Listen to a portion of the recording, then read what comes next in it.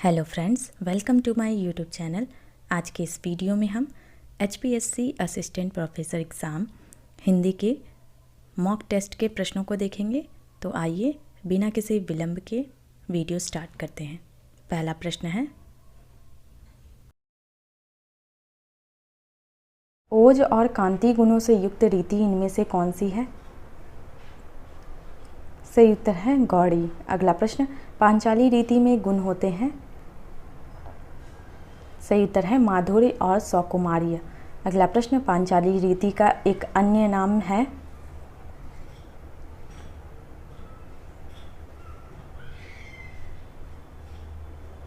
सही उत्तर है ग्राम्या। अगला प्रश्न, भरत मुनि ने कितनी प्रवृत्तियों का उल्लेख किया है? सही उत्तर है 4। अगला प्रश्न, लाटी रीति के प्रतिष्ठापक आचार्य हैं? सही उत्तर है रुद्रट। अगला प्रश्न, निम्नांकित को सुमिलित करते हुए कूट की सहायता से सही उत्तर का चयन कीजिए। सही उत्तर है ऑप्शन ए। अगला प्रश्न, रीति की व्याख्या मार्ग के रूप में किसने किया? सही उत्तर है कुंतक। अगला प्रश्न, मम्मट के अनुसार वृत्तियां हैं? सही उत्तर है उपनागरिका, परुसा और कोमला। अगला प्रश्न, श्रुति मधुरता और संगीतमयता किस वृत्ति का अनिवार्य लक्षण है?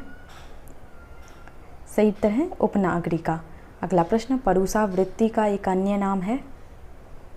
सही उत्तर है दीप्ता। अगला प्रश्न, वीर, भयानक और रौद्र रसों के अनुकूल वृत्ति कौन है? सही उत्तर है परुसा। अगला प्रश्न, कोमला वृत्ति किस गुण के लिए अधिक उपयुक्त है? सही उत्तर है प्रसाद। अगला प्रश्न, भोजराज ने कितनी वृत्तियों का उल्लेख किया है? सही उत्तर है 15। अगला प्रश्न, भोजराज ने कितनी रीतियों का उल्लेख किया है? सही उत्तर है 6। अगला प्रश्न, इनमें से किस आचार्य ने रीतियों का संबंध रस से स्थापित किया? सही उत्तर है रुद्रट। अगला प्रश्न, आचार्य विश्वनाथ ने कितनी रीतियों का उल्लेख किया है? सही उत्तर है 4। अगला प्रश्न, रीति को शैली किसने माना है? सही उत्तर है डॉक्टर नगेंद्र। अगला प्रश्न, ध्वनि संप्रदाय के प्रवर्तक आचार्य हैं? सही उत्तर है आनंदवर्धन। अगला प्रश्न, ध्वन्यालोक किसकी रचना है? सही उत्तर है आनंदवर्धन। अगला प्रश्न, आनंदवर्धन ने काव्य की आत्मा इनमें से किसे माना है? सही उत्तर है ध्वनि। अगला प्रश्न, ध्वन्यालोक के टीकाकार हैं? सही उत्तर है अभिनव गुप्त। अगला प्रश्न, ध्वनि का अंतर्भाव लक्षणा में किसने माना है?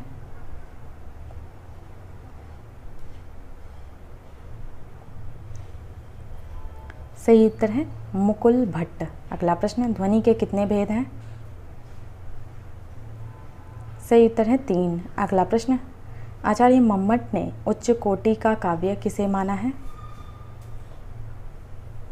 सही उत्तर है ध्वनि काव्य को। अगला प्रश्न, चित्र काव्य को निकृष्ट काव्य किसने कहा?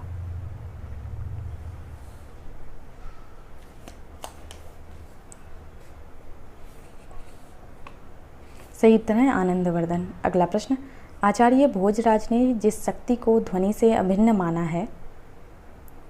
सही उत्तर है तात्पर्य। अगला प्रश्न, ध्वनि सिद्धांत का समर्थक आचार्य इनमें से कौन है? सही उत्तर है पंडित राज जगन्नाथ। अगला प्रश्न, ध्वनि सिद्धांत का प्रबल विरोधी आचार्य इनमें से कौन है? सही उत्तर है पृथ्वीहारेंदु राज। अगला प्रश्न, व्यंजना को काव्य की कसौटी किसने माना है? सही उत्तर है डॉक्टर भोला शंकर व्यास। अगला प्रश्न, वक्रोक्ति के प्रथम व्याख्याकार हैं? सही उत्तर है भामा। अगला प्रश्न, वक्रोक्ति काव्य जीवितम किसने घोषित किया? सही उत्तर है कुंतक। अगला प्रश्न, वैदग्ध्य भंगी भनीति किसने कहा? सही उत्तर है कुंतक। अगला प्रश्न, कुंतक ने वक्रोक्ति के कितने भेदों का उल्लेख किया है? सही उत्तर है 6। अगला प्रश्न, वक्रोक्ति को अतिशयोक्ति का पर्याय किसने माना है? सही उत्तर है भामा एवं दंडी ने। अगला प्रश्न, स्वभावोक्ति को आदि अलंकार मानने वाले आचार्य हैं? सही उत्तर है दंडी। अगला प्रश्न, सादृश्य सादृश्य लक्षणा वक्रोक्ति कथन किसका है? सही उत्तर है वामन। अगला प्रश्न, रुद्रट ने वक्रोक्ति को कितने भेदों का उल्लेख किया है? सही उत्तर है 2। अगला प्रश्न, इनमें से किस आचार्य ने वक्रोक्ति को वाच्य और ध्वनि व्यंग माना है? सही उत्तर है आनंद वर्धन ने। अगला प्रश्न, क्रोचे के अभिव्यंजनावाद को भारतीय वक्रोक्ति का विलायती रूप किसने कहा? सही उत्तर है रामचंद्र शुक्ल। अगला प्रश्न, वक्रोक्ति को विचित्र अभिधा किसने कहा? सही उत्तर है कुंतक ने। अगला प्रश्न, वचन की जो वक्रता भाव प्रेरित होती है वही काव्य है, कथन इनमें से किसका है? सही उत्तर है रामचंद्र शुक्ल। अगला प्रश्न, वक्रता काव्य का प्राण नहीं है पर वह उसका बाह्य व्यक्तित्व अवश्य है, किसने कहा? सही उत्तर है महावीर प्रसाद द्विवेदी। अगला प्रश्न, सुमित्रानंदन पंत के किस ग्रंथ की भूमिका को वक्रोक्ति का घोषणा पत्र कहा गया है? सही उत्तर है पल्लव। अगला प्रश्न, वक्रोक्ति जीवितम की भूमिका के लेखक हैं? सही उत्तर है डॉक्टर नगेंद्र। अगला प्रश्न, औचित्य संप्रदाय के प्रवर्तक आचार्य इनमें से कौन है? सही उत्तर है क्षेमेंद्र। अगला प्रश्न, सबसे पहले किस आचार्य ने औचित्य का संबंध रस से स्थापित किया? सही उत्तर है आनंदवर्धन। अगला प्रश्न, निम्नलिखित में से किस नाटक में औचित्य शब्द का सर्वप्रथम प्रयोग हुआ? सही उत्तर है रामाभ्युदय। अगला प्रश्न, समन्वयकारी आचार्य के नाम से समादृत हैं? सही उत्तर है क्षेमेंद्र। अगला प्रश्न, औचित्य विचार चर्चा किसकी रचना है? सही उत्तर है क्षेमेंद्र। अगला प्रश्न, उचितस्य च य भावस्तादौचित्यम किसने कहा? सही उत्तर है क्षेमेंद्र। अगला प्रश्न, आचार्य कुंतक ने वक्रोक्ति व काव्य जीवितम में कितने प्रकार के औचित्य की व्याख्या की है?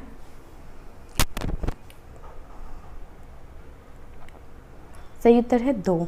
अगला प्रश्न, क्षेमेंद्र ने औचित्य के कितने भेदों का उल्लेख किया है? सही उत्तर है 27। अगला प्रश्न, लोक स्वभाव की अनुकूलता में रस की सृष्टि होती है, किसने कहा? सही उत्तर है भामा। अगला प्रश्न, आनंदवर्धन ने औचित्य के कितने भेदों का उल्लेख किया है?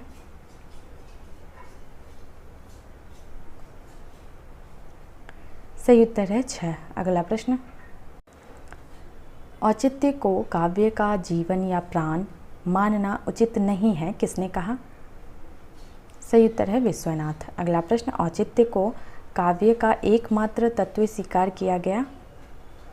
सही उत्तर है डॉक्टर बी राघवन ने। अगला प्रश्न, इनमें से किस संप्रदाय में सभी सिद्धांतों का समन्वय किया गया है? सही उत्तर है औचित्य। अगला प्रश्न, काव्य मीमांसा राजशेखर का प्रतिपाद्य है? सही उत्तर है कवि शिक्षा। अगला प्रश्न, इनमें से किस आचार्य ने सभी अर्थालंकारों को वाक्य की वक्रता में स्थान देकर अलंकार का अस्तित्व समाप्त कर दिया? सही उत्तर है कुंतक। अगला प्रश्न, इनमें से किस आचार्य द्वारा निरूपित काव्य लक्षण संस्कृत आचार्यों में विशेष मान्यता प्राप्त है? सही उत्तर है मम्मट। अगला प्रश्न, इनमें से किस आचार्य ने भरत मुनि से लेकर भोजराज तक लगभग 1200 वर्षों के समस्त अलंकार शास्त्रीय चिंतन को सार रूप में प्रस्तुत कर दिया है? सही उत्तर है मम्मट।